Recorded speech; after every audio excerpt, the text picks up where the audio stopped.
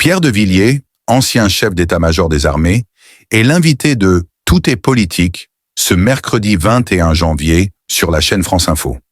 Le monde traverse une période de tensions géopolitiques intenses, marquée par des rivalités croissantes entre puissances, des menaces économiques ou militaires, et des débats sur la nécessité pour l'Europe de renforcer sa défense. Le mercredi 21 janvier, Pierre de Villiers, ancien chef d'état-major des armées françaises, a été invité à s'exprimer sur ces enjeux dans l'émission Tout est politique sur France Info. Son intervention offre une analyse de la situation internationale actuelle, en particulier face aux pressions exercées par Donald Trump sur les Européens, les défis propres à la défense européenne, les tensions autour du Groenland et l'évolution de la guerre en Ukraine. Pierre de Villiers, ancien chef d'état-major des armées, donc vous publiez pour le succès des armes de la France, un ouvrage dans lequel vous défendez le nécessaire réarmement de notre pays face à la multiplication des menaces en tout genre. Est-ce que la situation actuelle avec les États-Unis, cette escalade pour le moment essentiellement verbale, vous paraît relever de ce niveau général de nouvelles menaces auxquelles l'Europe doit faire face? Oui, alors je vais peut-être vous surprendre, mais moi je ne suis pas surpris de tout ce qui se passe. Le 13 juillet 2017, je raconte cette réunion avec le président Trump, très difficile à suivre dans son comportement dans une réunion, mais très prévisible dans sa stratégie générale. Son imprévisibilité fait partie de sa stratégie. Et j'avais senti, je le raconte, que c'était vraiment un couple en fin de vie entre le président français et l'Américain. L'Américain basculait complètement vers le Pacifique, vers la Chine, et nous abandonnait, et ça, je l'avais bien senti. D'ailleurs, cette tendance a été profondément accélérée par le président Trump, mais elle date de nombreuses années, on l'avait déjà senti avec Obama et bien avant.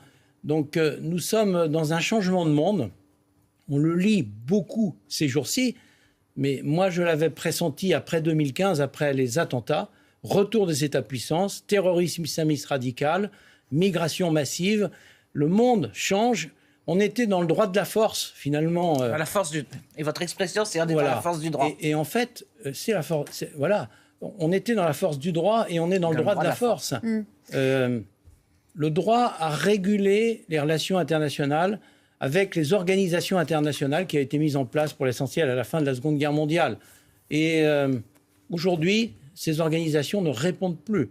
Les menaces que je vous ai décrites ne répondent plus à ce code qui était un code commun. Donc c'est la force qui prime.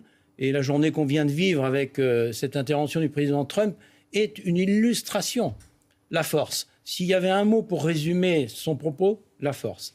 Est-ce que vous avez également l'impression que d'un point de vue des valeurs, puisqu'on a tous été élevés dans l'idée qu'on était plus proches, on était atlantistes parce que c'était des défense des valeurs, de la démocratie, est-ce que vous avez l'impression que c'est complètement fini? C'est-à-dire qu'en gros, vous renvoyez le président Trump à quelqu'un qui ne s'intéresse qu'à des intérêts économiques, qui brutalise et qui n'a pas un corpus de valeurs auquel on pourrait adhérer. Alors sur ce plan, les valeurs, son vice-président nous a donné une leçon en Europe sur les valeurs. À Munich, oui, à Munich. Moi, je pense que le président Trump, c'est un businessman. D'ailleurs, ce sont ses modèles. C'est un dealer. Et là, il nous fait le coup d'une négociation. On commence très haut pour terminer un peu plus bas. En tout cas, c'est l'impression que j'ai. Mais les valeurs, ce n'est pas ce qui caractérise le président Trump.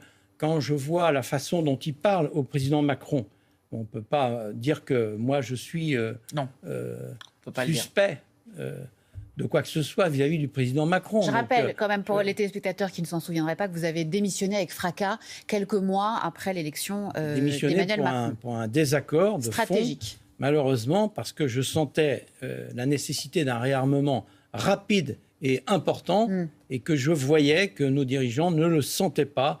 Ils étaient dans les lignes Maginot habituelles. Bon, il le sent aujourd'hui. Ah bah il l'a senti et je pense que maintenant tout le monde l'a senti. Mais c'est vrai que ces il attaques... l'a un petit peu senti avant quand même, il y a 2 ans, c'est-à-dire que sur le budget de la défense. Et là, vous considérez que les 6 milliards qui vont peut-être en fait débloquer grâce au fait qu'on ait un budget, vous considérez que là, il est dans les clous? Oui, en fait, l'électrochoc, et on a perdu du temps avant l'électrochoc, c'est l'invasion de l'Ukraine par le président Poutine. J'ai senti le changement de posture de certains dirigeants, dont le président. Mais dans le reste de la classe politique, qui décide dans une démocratie, les militaires, ils exécutent. Et quelquefois, ils veulent faire un peu plus. Et ils prennent l'argent qu'on leur donne. Ils sont chargés de conseiller. Car un haut fonctionnaire n'est pas là pour mettre en œuvre simplement. L'obéissance, c'est aussi le conseil. On discute avant l'ordre. Ensuite, quand l'ordre est donné, on exécute. En tout cas, ça a toujours été ma philosophie. Et quand on n'est plus d'accord, que la couleuvre est trop grosse et que c'est un boa, parlé d'un boa, voilà. On démissionne. C'était mon cas. C'est ce que disait Chevènement, un ministre, ça démissionne, ça ferme sa gueule. Donc l'Ukraine qui a été le déclencheur, d'après vous, chez Emmanuel Macron. On va parler de l'Ukraine. D'abord, je voudrais qu'on écoute Donald Trump aujourd'hui sur la question du Groenland, évidemment. Il était très attendu. Voilà ce qu'il a dit donc cet après-midi à Davos. Après avoir dit « nous n'utiliserons pas la force », il a précisé ceci. Nous, on veut un bloc de glace pour la protection du monde. Et ils veulent pas nous le donner. On n'a jamais rien demandé d'autre. On aurait pu le garder. On aurait pu le garder cette terre, ce territoire. Alors, vous avez le choix. Vous pouvez dire oui, et on appréciera, ou vous pouvez dire non, et on s'en souviendra. Et on s'en souviendra, même si, j'ai précisé, il a bien dit aujourd'hui, nous n'utiliserons pas la force. Quelle est, selon vous, la meilleure manière de dissuader Donald Trump d'annexer le Groenland ? Alors, vous avez eu raison de souligner, il a fait un petit retour arrière en disant « j'ai pas l'intention de le prendre par la force ». Bon. Après, comme on est dans un poker menteur général aujourd'hui entre les différentes États-puissances, la veille de l'invasion de l'Ukraine, le président Poutine disait que c'était un exercice. D'ailleurs, nous allons monter un exercice, manifestement, au Groenland. C'est un exercice, ce n'est pas une opération, une préparation à la guerre. Sur le plan, pardon, juste parenthèse, sur le plan de la parole et de la confiance à accorder à la parole, vous mettez aujourd'hui Trump sur le même plan que Poutine ? C'est-à-dire qu'on le voit bien, on est dans la guerre informationnelle, dans le poker menteur, dans le deal. Moi, je crois que face à cela, il faut rentrer dans ce nouveau monde qui est un monde de rapport de force. Il faut entrer en rapport de force. Car dans l'histoire, on le voit bien, les forts attaquent les faibles. Les forts n'attaquent pas les forts. Or, nous sommes aujourd'hui faibles parce que nous n'avons pas senti venir ce coup-là et que nous avons désarmé pendant des décennies nos différents pays européens en savourant les délices des dividendes de la paix. Quand vous dites on a désarmé, vous considérez que c'est au sens propre du terme, c'est-à-dire qu'en gros, alors, l'Allemagne, c'était pour d'autres raisons, qu'on n'a pas mis le paquet sur les budgets de la défense, mais vous considérez également, c'est du moins ce que vous écrivez, qu'il y a un réarmement psychologique, moral, sociétal, qui doit passer par l'école, la famille, la société, je ne sais pas quoi, pour qu'en gros, on ne soit pas terrorisé et qu'en gros, on ait tendance à dire, bon, celui-là, il est dangereux, il est fort, on va se taire comme ça, on va avoir la paix. En gros, avoir la paix qui serait l'alpha et l'oméga de tout. Alors, qu'est-ce qu'on fait pour se sortir de là, sachant que sur le budget de la défense, on a commencé à essayer de rattraper. Pour le reste, comment on va faire du jour au lendemain pour que tous les Européens aient envie de, non pas mourir pour Kiev, mais éventuellement faire quelque chose? Alors, le triptyque que je donne en fin de mon livre, c'est la peur fait réagir. On est là. Maintenant, le courage fait décider. Il faut que les Européens, courageusement, rentrent dans ce rapport de force. À ce stade, notre président est un peu en tête de gondole. J'espère qu'il va être suivi. Et ensuite, le sursaut fait gagner. Ça doit être une opportunité de sursaut pour nos pays européens de bâtir des coopérations européennes de défense interétatiques à géométrie variable sur des projets, d'imposer la préférence européenne en matière d'armement, parce qu'aujourd'hui, la majorité des pays européens, ne nous trompons pas, ont acheté américain, et l'OTAN était pour ça très pratique pour les Américains, parce qu'on adhérait à l'OTAN, on avait l'interopérabilité des équipements en achetant américain. Vous parlez de l'OTAN au passé ? Mais parce que j'aimerais qu'on quitte cette logique et que les pays européens achètent américain, qu'on construise une capacité américaine, européenne, industrielle. La France a un rôle majeur. Nous avons une base industrielle et technologique de défense la plus importante en Europe. Nous avons un rôle à jouer pour essayer d'attirer nos amis européens à acheter français, européen. Mais indépendamment de ça, je reprends la question de Sonia, vous en parlez au passé. Est-ce que vous avez considéré, comme Nicolas Sarkozy l'avait fait ou certains autres, que l'OTAN est non seulement en état de mort cérébrale, mais vu ce qui est en train de se passer avec le Danemark et les États-Unis et le Groenland, vous citez même le pacte de Varsovie, en disant c'est comme au moment du pacte de Varsovie, où les Russes finalement attaquaient des gens du pacte de Varsovie, les Tchèques, les Hongrois. Est-ce que ça sert encore à quelque chose, l'OTAN, ou est-ce qu'il faut qu'on reprenne notre défense à nous et qu'on ne soit plus sous parapluie ou bouclier? C'est clair qu'en reprenant cet exemple du pacte de Varsovie, c'est pas bon signe pour l'Alliance Atlantique, le pacte occidental. Alors, moi, ce qui m'inquiète, c'est par rapport à ces déclarations d'aujourd'hui, à cette situation, les Chinois, les Russes, les Turcs, un certain nombre d'États-puissances, les Indiens, les Iraniens, ils doivent rigoler en nous voyant nous bagarrer à propos du Groenland et de tout le reste. Ce qui faisait la force de l'OTAN, c'était sa cohésion, c'était l'Alliance Atlantique, c'était ça son origine. Aujourd'hui, cette cohésion se lézarde. Donc nous, les Européens, voilà la cohésion qu'il faut construire. Une Europe où les États coopèrent entre eux, pas une Europe fédérale qui ne dit pas son nom, parce qu'on voit bien que la défense européenne est à l'arrêt. On n'avance pas depuis des dizaines d'années. Je le déplore, évidemment, parce que face aux États-puissances, nous ne pourrons pas, nous, Français, faire tout seul. Il faudra des coopérations européennes, évidemment, notamment industrielles, mais aussi opérationnelles, en matière de formation, en matière de logistique, parce que la guerre, c'est dur et ça dure. Nous ne sommes pas prêts à faire la guerre. Nous sommes prêts à faire des opérations de guerre. Nous avons une armée magnifique, un modèle d'armée complet qu'on a réussi à garder. L'indépendance nationale avec le pilier de la dissuasion nucléaire. Mais notre pilier conventionnel n'a pas le niveau de suffisance pour tenir la dureté de la guerre. Qu'est-ce qu'on fait avec l'OTAN? Parce que là, vous dites on n'a pas les moyens de faire la guerre, donc j'imagine que ça veut quand même dire qu'on a besoin de l'OTAN. Mais je lisais encore récemment que les Ukrainiens ont décidé de ne plus partager un certain nombre d'informations stratégiques avec la CIA, avec les services secrets américains, parce qu'ils se rendaient compte que les informations terminaient à Moscou. On fait quoi aujourd'hui avec les États-Unis, qui sont donc membres fondateurs et plus importants et nos alliés américains, si on doit commencer à ne plus partager nos informations avec eux? Un des arguments du président Trump qui est vrai, c'est de dire « Nous avons payé votre protection avec le parapluie américain. Vous, les Européens, vous n'avez rien compris au sens de l'histoire. » Et nous ne continuerons pas à payer. C'est une opportunité énorme pour nous, de sursaut, pour se prendre en main. Nous avons besoin de réarmer l'Europe et de le faire le plus vite possible. Ce que je sens, c'est pour ça que j'ai repris ma plume, ce n'était pas mon intention, c'est que maintenant le constat est fait depuis 4 ans que l'Ukraine a été attaquée, et puis la montée en puissance aujourd'hui. Mais il ne se passe rien. On n'a même pas de budget, donc les 6 milliards... Ça, on va l'avoir là, on va l'avoir. On ne les a pas. Oui, mais les 6,7 milliards, on ne les a pas pour le moment. Ça veut dire que quand on les aura, allez, fin février... Alors vous allez me dire après que ça va mettre 6 mois. Mais oui, parce que pourquoi c'est comme ça? Parce qu'on n'a rien changé de nos procédures et qu'en France, l'administration décide et la bureaucratie décide. Et les gens de Bercy qui sont chargés de mettre l'argent dans le tuyau font traîner parce qu'on est endetté jusqu'au cou, donc on n'a pas l'argent. Alors, il faut peut-être quelque chose d'un peu remontant maintenant pour revenir.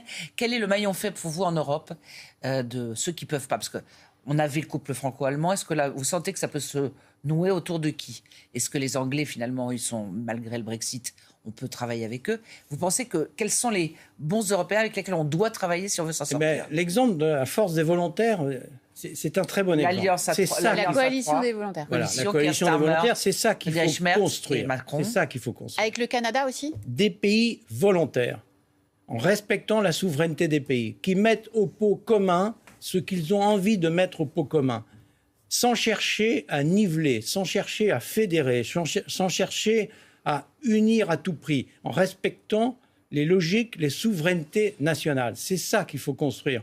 Et en l'occurrence, il y a une nation cadre, c'est la France, mais en fait, c'est un binôme, c'est la France et les Britanniques.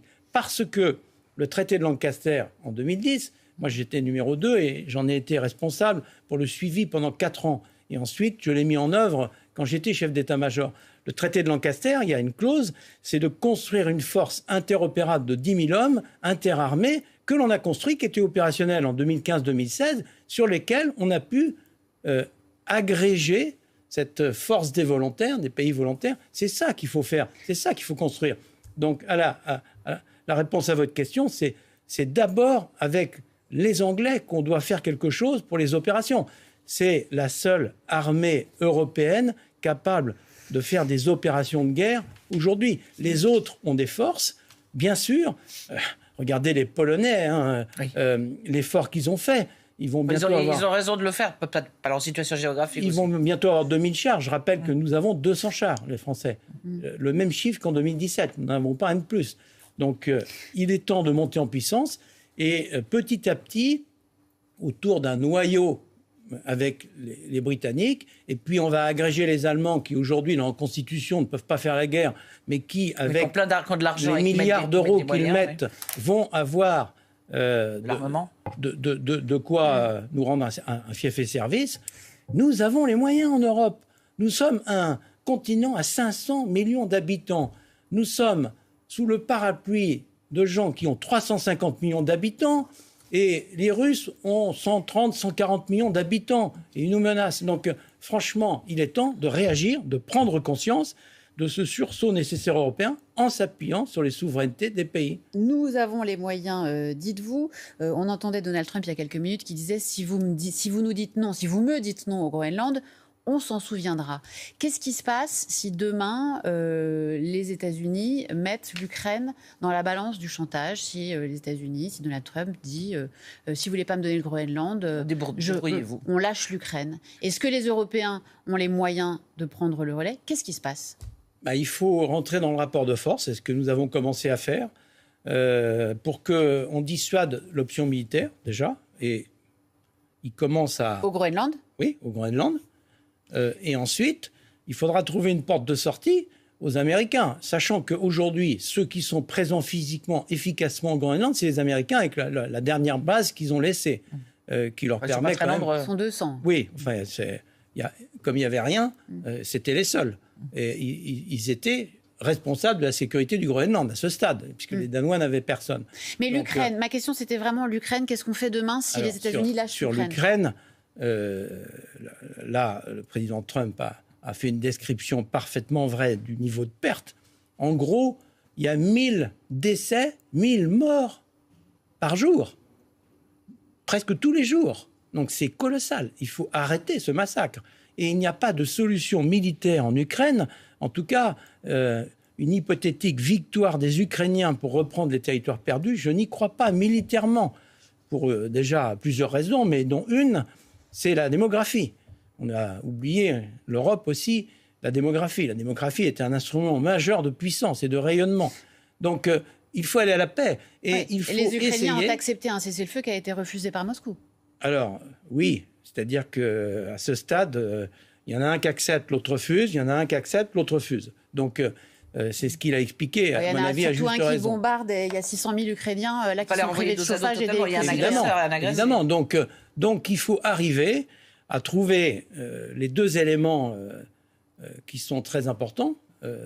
La justice dans les territoires, donc il faut trouver une solution territoriale acceptable pour l'Ukraine, et puis surtout les forces de garantie nécessaires pour éviter que ça recommence. Oui. Alors, quand vous dites des trucs raisonnables, le président Poutine ne recommence à envahir. Quand vous parlez des choses raisonnables, ça veut dire qu'on pourrait en rester là, aujourd'hui, au statu quo. Ils gardent la Crimée, ça de toute façon tout le monde l'a oublié, et ils gardent ce qu'ils ont pu conquérir, on leur demande juste de pas aller plus loin, et ça vous trouvez que c'est tolérable? Aujourd'hui, les négociations sont parties sur ce pied, mais ce qui ne va pas sur ces négociations, c'est que le président Poutine dit « Non, moi je veux le petit bout du Donbass que je n'ai pas encore conquis. Si vous ne me le donnez pas, je continue la guerre et je finirai par le conquérir. » Voilà où on en est dans les négociations. Bon, moi, je fais confiance aux diplomates, je fais confiance à la porte qui a été ouverte. C'est déjà une bonne nouvelle. Et j'aimerais qu'on aille, pas forcément à un plan de paix, ça risque d'être long, mais au moins à un cessez-le-feu pour arrêter ce massacre au cœur de l'Europe. C'est dramatique. Mais c'est la Russie qui s'oppose à ce cessez-le-feu, on le rappelle. À ce stade, c'est la Russie, évidemment. Et de toute façon, c'est la Russie qui progresse militairement. Donc, ils sont prêts à continuer. Moi, je plaide pour la paix, et je pense que si on avait fait ça il y a 3 ans, on n'en serait pas arrivé là.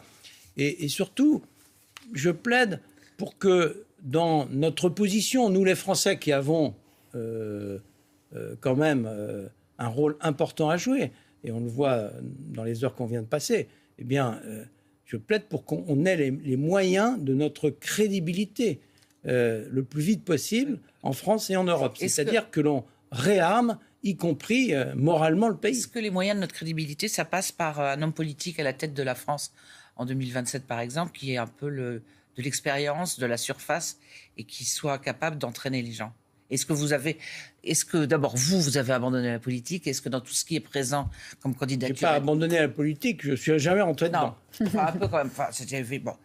Est-ce que vous pensez qu'on a ce qu'il faut dans la classe politique? Et deuxièmement, est-ce que vous restez éloigné de tout ça, ou vous vous dites après tout... Moi, j'ai qu'un objectif à titre personnel. J'aurais pu rester tranquillement à faire mes activités. J'ai repris ma plume parce que je pense que l'heure est grave et qu'un certain nombre des dirigeants présents aujourd'hui et surtout futurs, parce qu'on va avoir des échéances majeures, comme vous l'avez souligné, ne sont pas encore conscients du fait que pour remonter un modèle d'armée, pour réarmer la France et l'Europe, il va falloir du temps. J'estime à 10 ans, 2035. Et donc... Dans un premier temps, Pierre de Villiers souligne la remise en question de l'ordre mondial traditionnel, notamment vis-à-vis des États-Unis sous la présidence de Donald Trump. Il observe que le monde est en train de passer à un monde où c'est le droit de la force qui prime, marquant une forme d'instabilité et de volatilité dans les relations internationales. Il évoque ainsi la difficulté de considérer aujourd'hui les États-Unis comme de simples alliés pour l'Europe, tant leurs positions peuvent être contradictoires ou antagonistes avec les intérêts européens. Ensuite, l'ancien chef d'état-major met en avant les défis de la défense européenne. Il affirme que l'Europe a désarmé au cours des dernières décennies et qu'elle se retrouve aujourd'hui relativement faible face aux grandes puissances qui recherchent à accroître leur influence. Cette situation, selon lui, rend indispensable un renforcement des capacités militaires européennes et une réévaluation des priorités stratégiques des États européens. Par ailleurs, l'entretien aborde le cas du Groenland, territoire dont la souveraineté a été mise en tension à cause de déclarations et actions controversées de Donald Trump, provoquant une montée des tensions entre l'Union européenne et les États-Unis. Les inquiétudes autour de ce territoire arctique stratégique illustrent l'importance croissante des enjeux géopolitiques liés à l'Arctique et soulignent que les puissances mondiales ne reculent pas devant l'idée d'utiliser la force ou la pression pour défendre leurs intérêts. Enfin, Pierre de Villiers évoque la guerre en Ukraine, dans un contexte où les alliances et les solidarités européennes sont testées. Les Européens continuent de soutenir l'Ukraine face à l'agression russe, mais la pression américaine, notamment sous l'administration Trump, pose des questions sur la cohésion transatlantique et la capacité de l'Europe à assurer sa propre sécurité sans dépendre entièrement de l'OTAN. En somme, l'entretien de Pierre de Villiers sur toute et politique met en lumière un changement profond de la donne géopolitique mondiale. Face aux tentations de puissance et aux tensions entre grandes puissances, il appelle l'Europe à renforcer sa coopération stratégique et à assumer une politique de défense plus autonome et plus solide. Les défis, qu'ils soient liés à la pression américaine, à la défense européenne, aux tensions autour du Groenland ou à la guerre en Ukraine, exige selon lui un effort collectif et une prise de conscience de l'importance de la force crédible en matière de sécurité internationale.